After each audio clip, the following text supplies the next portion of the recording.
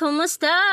Na-film ko tong video na to nung Eastern Sunday. So, alam nyo na kung anong nangyayari nung Eastern Sunday. At kung lagi ka nakababad ng Facebook nung Sunday, ay makikita mo talaga na lahat na makikita mo sa newsfeed ay naliligo ng dagat, kukundi ilog. Mapapasana all ka na lang, char. Hindi mga mare, gusto-gusto talaga namin maligo ng mga panahon na yan. Kaya lang, wala kaming budget, wala kaming madadalang pagkain. Siyempre, pag naliligo ka ng dagat, nakakagutom yun. Kaya kailangan mo na pagkain. Kaya ang ginawa ko ay naglaban na lang ako. Naglalaban na lang ako mga mare para hindi naman nambobor yung araw ko. Diyos ko. At habang naglalaban ako mga mare, ay nagluluto nga si Jowa ng pansit Mickey. Yun yung in-upload ko sa isa kong video. At yan nga nangyari mga mare, nasugatan nga ako sa paghugas ng sandok kasi naman nakakasugat talaga yun. Stainless pa naman. Bigla ba namang nadulas yung kamay ko? Ay Diyos ko, napakahapdi. Hanggang ngayon, hapding-hapdi pa rin. Pero hayaan mo na yung sakit mga mare at masarap naman yung niluluto ni Jowa. At ayan, tanghalian na rin kami dahil hindi naman kami napag-agahan. Ay diretso tanghalian na rin. Nagbigay na nga rin kami sa kabilang bahay dahil medyo marami nga yung niluluto namin at dalawa lang naman kaming kakain. Kain tayo mga mare at salamat Lord sa blessing. Diyos ko at napakasarap talaga mga mare. Pero yung kinakain ko lang talaga yan mga mare, chicken nuggets at saka yung repolyo. Kaulimlim nga nung Sunday mga mare. At dahil hindi naman kami nakaligo sa dagat o sa ilog ay dito na kami naligo sa may irrigation. At lagi nga namin kasama itong batang pasaway. Diyos ko po. Tapos nga na maligo namin sa irrigation na nagpahinga na muna kami at si Jowa ay natutulog naman. Ako na may nutusay nga ni Auntie Violi na gagawa ng cheese stick. Ito nga yung ginawa ko sa isa kong video. At habang gumagawa ako ng cheese stick mga mare ay malakas ngayon ulan sa labas. Pagkagising nga ni Jowa ay bumili nga siya ng batuka ng manok at bumili nga siya nitong biscuit ito. Hindi ko alam kung anong brand yan pero napakasarap talaga. Ayan mga mare, oh, malakas pa rin yung ulan sa labas. Kumusta naman ang naliligo nung Sunday habang umuulan? Sana all pa rin at nakaligo kayo, char. Tapos ko ang gumawa ng cheese stick ay binalik ko na ito sa may-ari at natagalan pa nga siya kung saan na naman ito nagpunta. Ate, saan ka ba galing? Pagkabigay ko nga ang ginawa kong cheese stick ay dumating naman itong si Mima. Kinuha nga pala siya ni Kuya dahil medyo masama nga yung pakiramdam niya. Umuwi na nga muna siya dahil gusto nga daw niya magpahinga. Pagka-uwi ko nga sa bahay mga mare ay nakita ko nga to si Jowa sobrang sipag dahil nilinis nga yung labas. Sana all.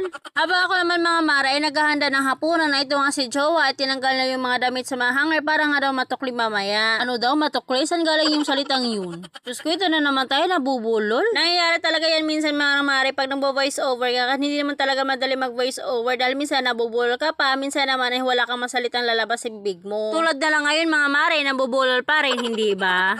Anyways mga mare, pagkatapos ngayon tanggalin yung mga damit sa hanger ay syempre ayusin yung mga hanger at ilalagay sa may lagayan para man hindi masyadong makalat sa loob ng bahay dahil maliit na nga lang yung space namin. Pagkatapos nga sa ginagawa niya mare ay pumunta nga siya sa kabilang bahay dahil gumating nga yung kapatid niya ay madalang spaghetti at pitchon pa. Naabutan ko nga dito siya sa kabilang bahay na nagluluto ng lechon at ginawa nilang paksiw. Ako na may pagdating ko'y kumakain ng spaghetti. Diyos ko, hindi ka pa talaga nabusog. Ang ano namang nilalaman mo sa tiyan mo.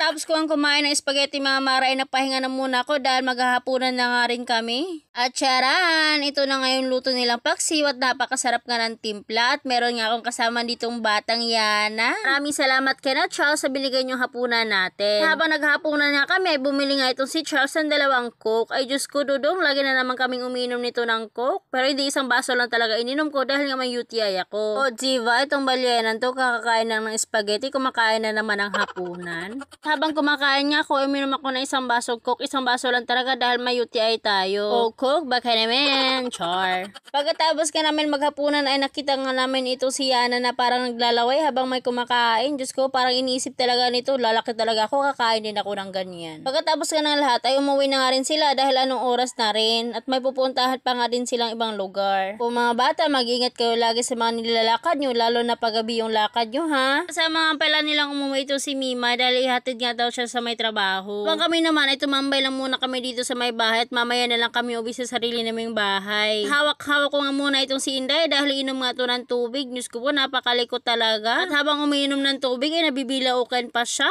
O siya mga mare at kami uwi na dahil gabi na rin at inaantok na nga rin kami at may pasok pa si Jowa kinabukasan. At hanggang dito lang muna mga mare. See you on my next video. Bye!